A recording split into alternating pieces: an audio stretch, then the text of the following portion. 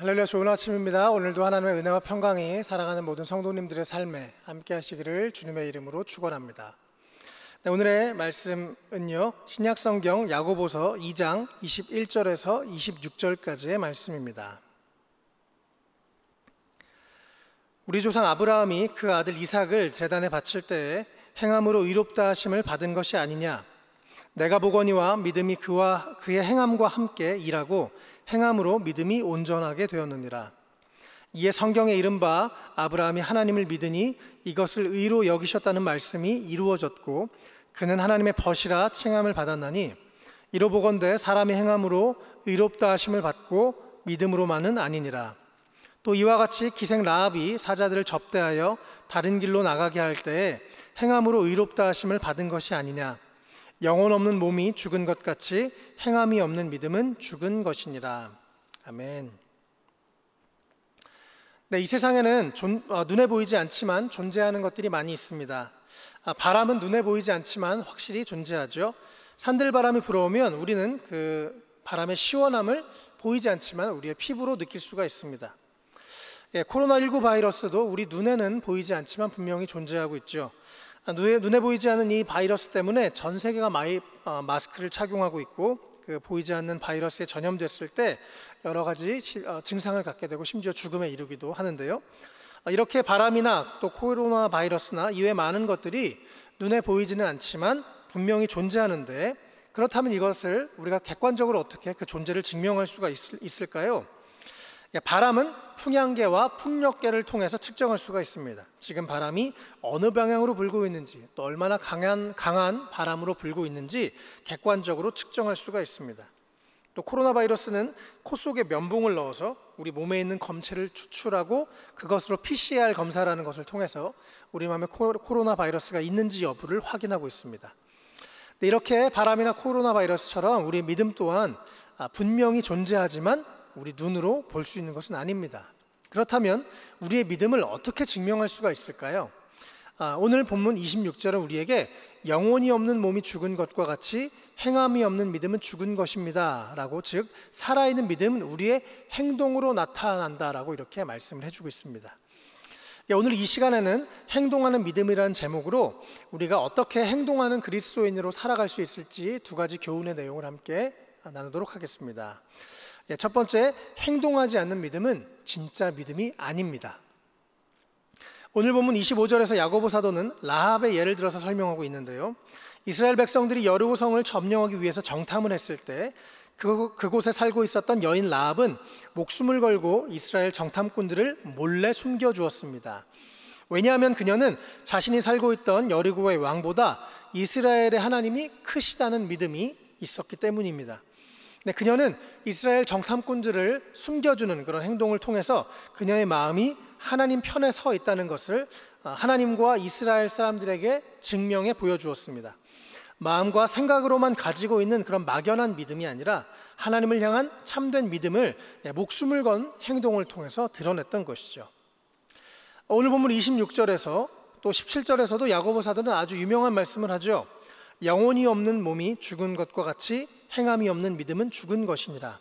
이와 같이 행함이 없는 믿음은 그 자체가 죽은 것이니라, 이렇게 말씀을 하고 있습니다.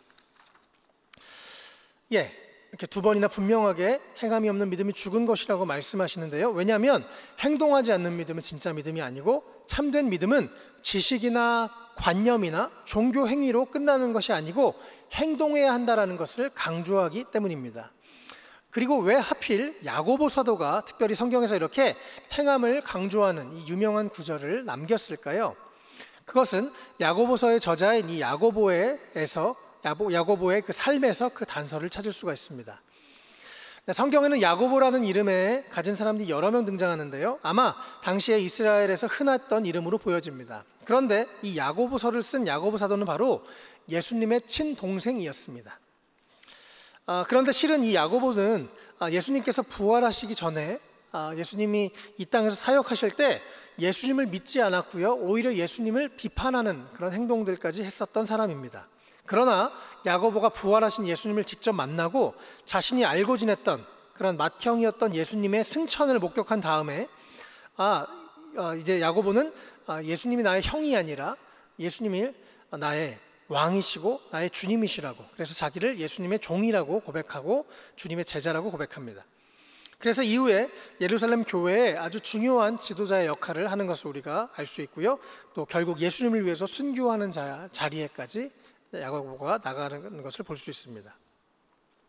네, 여러분 친동생이라면 예수님의 그 모든 삶을 다 지켜보지 않았겠습니까? 예수님의 친형제로서 예수님의 공생애 이전까지 예수님과 함께 살았던 그가 다른 어떤 사도들보다도 이 행함을 강조했다는 것은 예수님께서 이 땅에 계실 때 그의 믿음과 행동이 얼마나 일치하셨는가, 또 예수님께서 삶으로 자신의 믿음을 증명하며 살았는가를 우리 가운데 알려주는 장면입니다. 또 실제로 복음서에서 예수님의 가르침뿐만 아니라 예수님의 행동을 우리가 자세하게 보면요, 얼마나 영혼들을 사랑하시는지, 또 얼마나 열심히 기도하시는지, 하나님께 최선을 다해서 순종하셨는지를 우리가 살펴볼 수가 있습니다.